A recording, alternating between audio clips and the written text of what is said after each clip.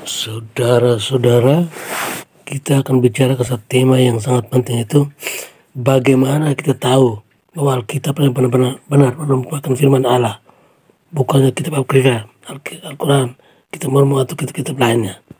Ya benar. Pertanyaan mengenai kitab manakah yang benar-benar merupakan firman Allah adalah pertanyaan pasti untuk menghindar pemikiran yang berputar-putar.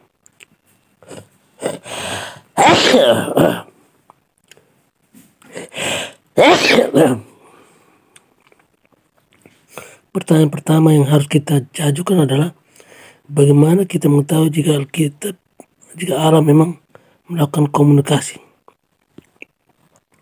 Allah harus berkomunikasi dengan cara yang bisa dipahami oleh manusia, karena bisa saja manusia membuat pesan yang sesuai dengan keinginan sendiri, lalu menyatakan bahwa pesan itu berasal dari Allah.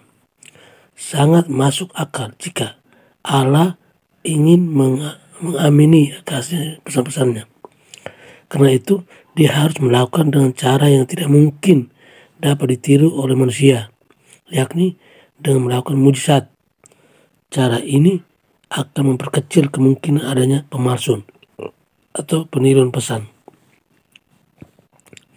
Di luar bukti terhadap kebenaran Alkitab dan kesucian kesesuaian dengan sejarah, bukti yang paling penting adalah pengiraman Alkitab itu sendiri. Hal yang benar-benar menentukan kemutlakan Allah, kemutlakan Alkitab adalah kebenaran yang diilhamkan secara supernatural, termasuk semua nubuatan. Allah menggunakan para nabi untuk menyampaikan atau menuliskan firman-Nya. Allah menggunakan mujizat seperti halnya penggenapan nubuatan untuk membuktikan kasih utusannya. Contohnya dalam Kejadian 12 ayat 7, Allah menjanjikan bahwa Tuhan Kanaan akan memberikan kepada Abraham dan keturunannya. Pada tahun 1998, tanah Kanaan dikembalikan kepada bangsa Yahudi untuk kedua kalinya dalam sejarah umat manusia. Hal ini mungkin tidak terlihat menakjubkan sampai kita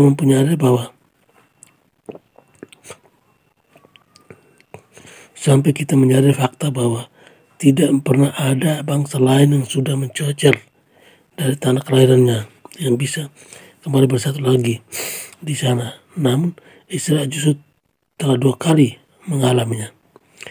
Kitab Daniel menubuatkan munculnya 4 kerajaan besar sejak berapa abad sebelumnya dalam waktu lebih dari 1000 tahun.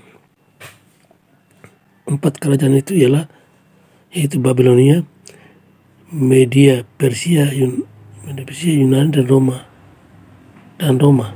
Dan ia menuliskan setiap perincian berkaitan dengan bagaimana bangsa-bangsa ini akan berkuasa dan akhirnya hancur. Kekaisaran Alexandria Agung atau Iskandar Agung dan Antiochus Epiphanes yang telah dinubuatkan jauh-jauh hari sebelumnya oleh Daniel. Di dalam kitab Yehezkiel pada pasal 26 kita melihat dengan perincian yang luar biasa tentang bagaimana kota Tirus akan dihancurkan. Kota itu akan diruntuhkan dan puing-puingnya akan dibuang ke laut. Saat Alexander Agung berada di daerah tersebut dan dia menemukan sekelompok orang yang bersembunyi di dalam sebuah menara di pulau lepas pantai dekat kota Tirus. Alexander Agung tidak dapat menyeberangi kanal untuk menyerang mereka yang bersembunyi di menara tersebut. Ketimbang menunggu mereka menyerah, dia kemudian memerintahkan pasukannya untuk membangun jembatan menuju pulau tersebut. Jembatan ini pun akhirnya berhasil dibangun. Pasukannya kemudian menyeberangi kanal dan berhasil mengalahkan mereka yang bersembunyi di benteng tersebut. Namun Dari mana mereka yang bisa mendapatkan batu-batu untuk membangun jembatan? Batu-batu yang mereka gunakan merupakan sisa puing-puing Quartyrus. Batumu, kayumu, dan tanahmu akan dibuang ke laut, seperti yang telah dinubuatkan oleh Yeskiel hampir 3 tahun sebelumnya. Juga terdapat banyak nubuatan berkaitan dengan Yesus Kristus, lebih dari 270 nubuatan. Jika harus dibuat dalam satu daftar, maka akan menjadi daftar yang berhalaman-halaman.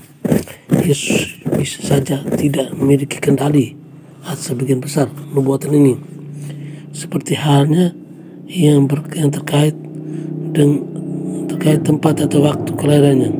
Kemudian kemungkinan seorang secara kebetulan menggenapi halnya 16 di antara semua nubuatan di atas adalah 1/10. Apa arti angka ini? Sebagian perbandingan, kurang dari 1082 jumlah atom di seluruh dunia ini. Yesus yang menegaskan Alkitab sebagai firman Allah, membuktikan kebenaran dan kelahirannya melalui kebangkitannya, sebuah fakta sejarah yang tidak mudah untuk diabaikan. Sekarang mari kita tinjau Al-Quran. Penulisnya Muhammad tidak melakukan satu mujizat pun untuk menegaskan pesannya. Bahkan saat diminta oleh pengikutnya, surah 17, 19, 91, 95, 29, 47, 51. Kemudian hanya dalam kisah turun-temurun ada dugaan mengenai mujizat dilakukannya.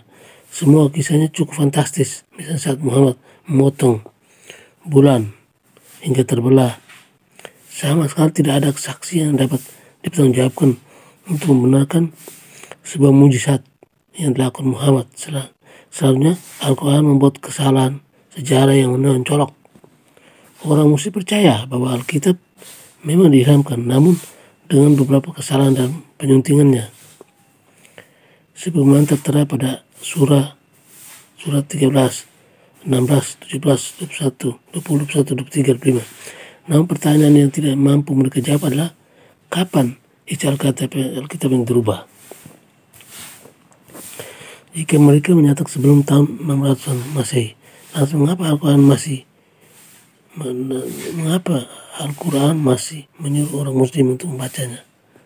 Jika mereka menyatakan setelah tahun 600 Masehi, maka argumen mereka bahkan lebih tidak dapat dipertahankan, karena sama sekali tidak ada lagi keraguan mengenai keakuratan Alkitab sejak abad ketiga.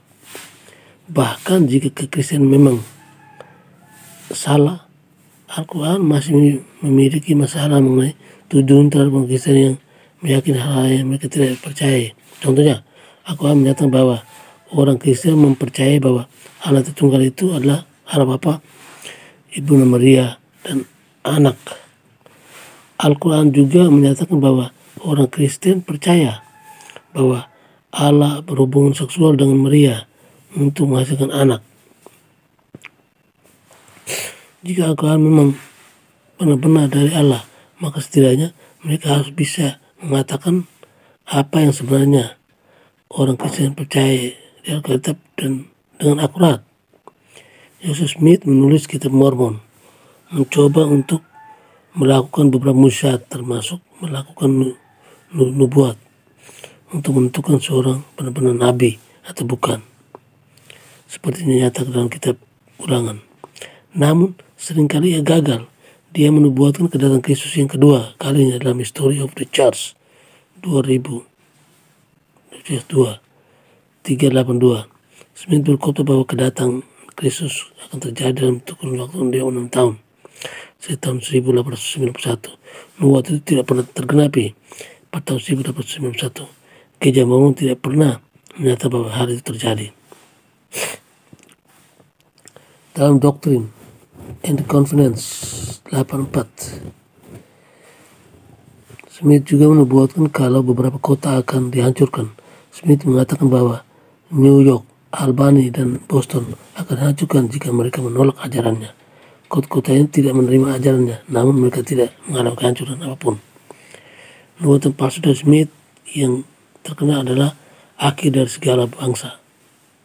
Dalam doktrin Konferensi 7 yang menyatakan mengenai pemberontakan Carolina Selatan dan perang sipil dan perang saudara.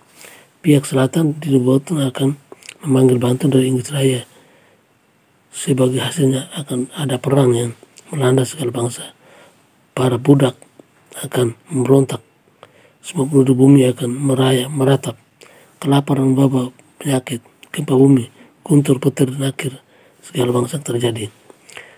Pihak selatan akhirnya memang memberontak pada tahun 1961, namun kebangkitan para budak tidak terjadi. Perang tidak melanda seluruh bangsa. Tidak ada kelaparan, wabah, penyakit, ataupun gempa bumi.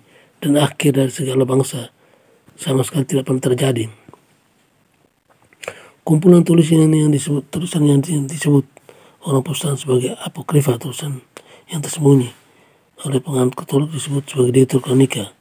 Kitab ini ditulis pada tahun 1300 pada periode. Oke, sekian dan terima kasih.